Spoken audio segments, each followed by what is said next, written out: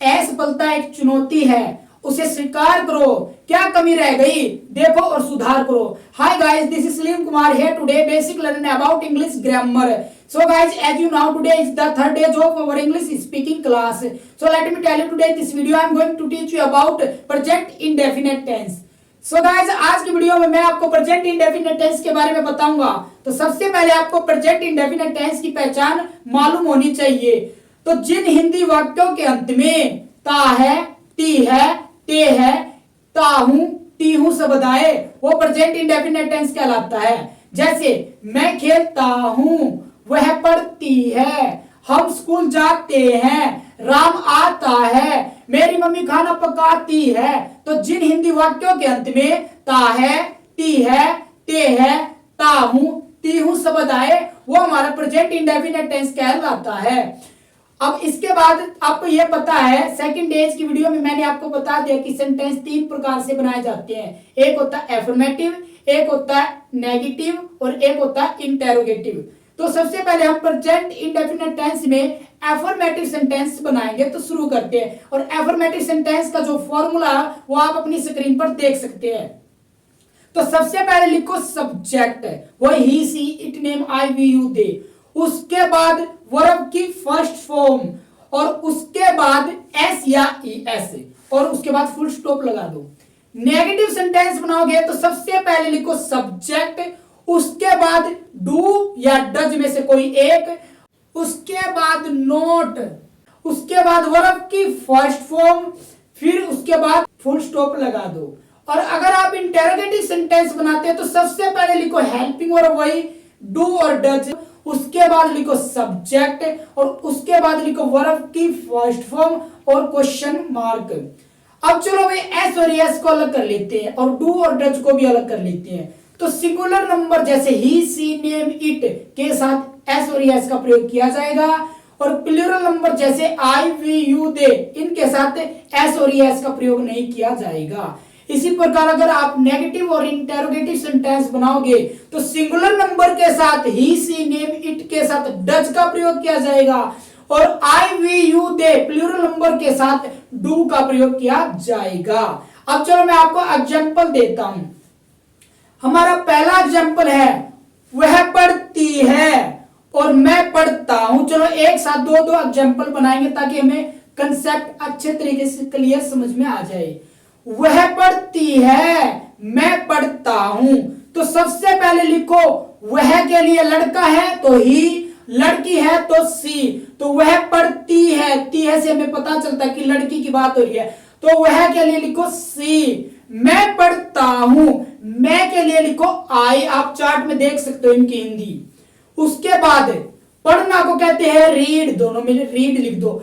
अब बात है एस और एस किसके साथ, तो आप चार्ट में देखो सिंगुलर नंबर के साथ ही, सी, नेम, इट के साथ एस और ई एस का प्रयोग किया जाएगा और आई, वी, यू, दे के साथ एस और ई एस का प्रयोग नहीं किया जाएगा।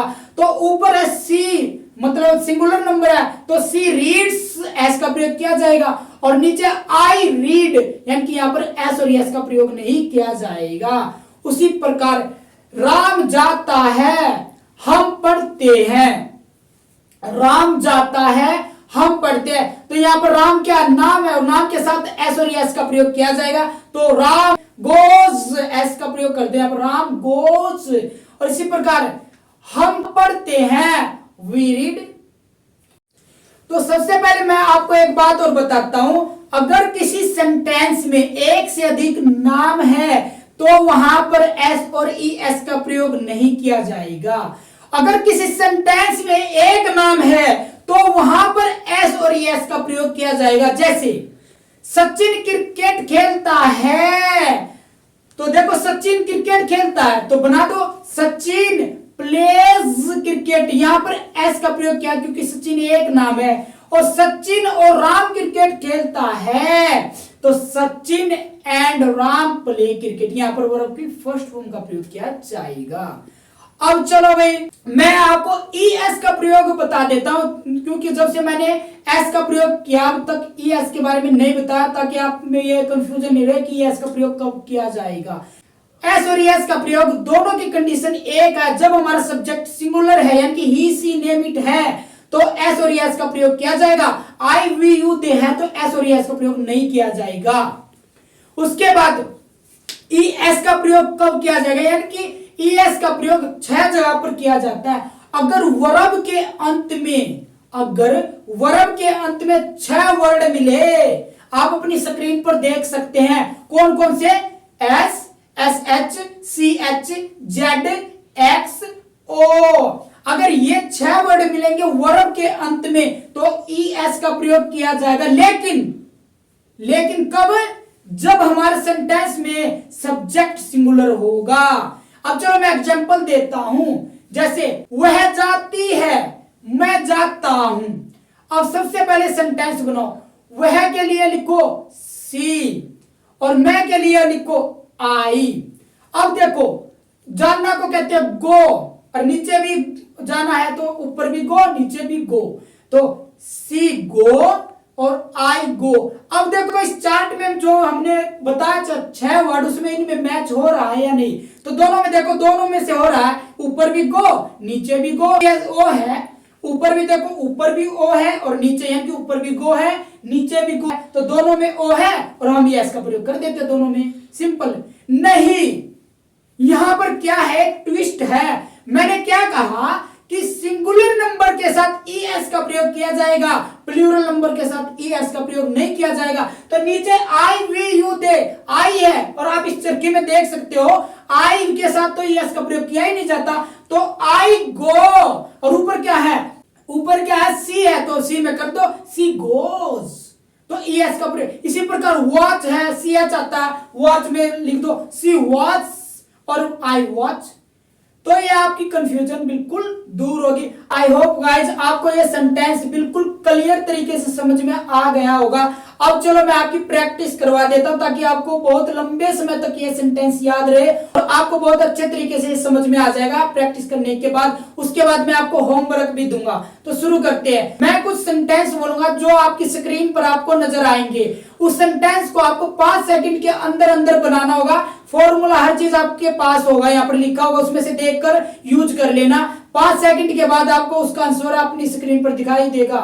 तो शुरू करते हैं, लेकिन हाँ 5 सेकंड से पहले पहले आपको आंसर देना और ऊपर फॉर्मूला सब कुछ आपके बराबर में लिखा होगा। सो गाइस फॉर्मूला आप देख सकते हो अपनी स्क्रीन पर और देखकर अच्छे तरीके से सेंटेंस बना लेना। तो शुरू करते हैं। मेरा पहला सेंटेंस है, वह जाता है,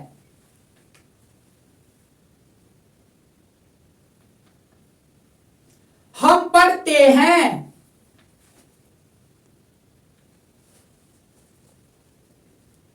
सचिन दौड़ता है,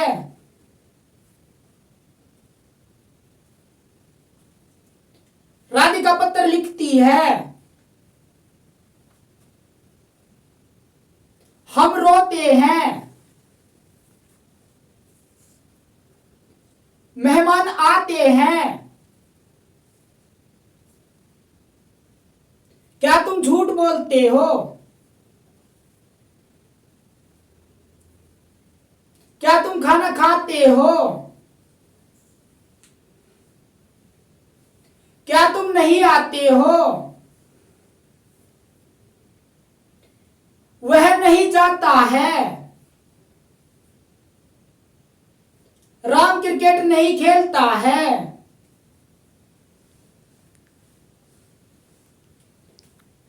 वह कपड़े नहीं धोती है, क्या तुम देखते हो,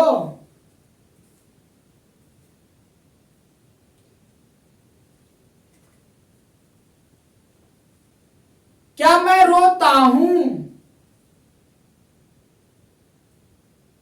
रवीना टीवी देखती है, राम और श्याम क्रिकेट खेलते हैं, मुमताज बोलता है।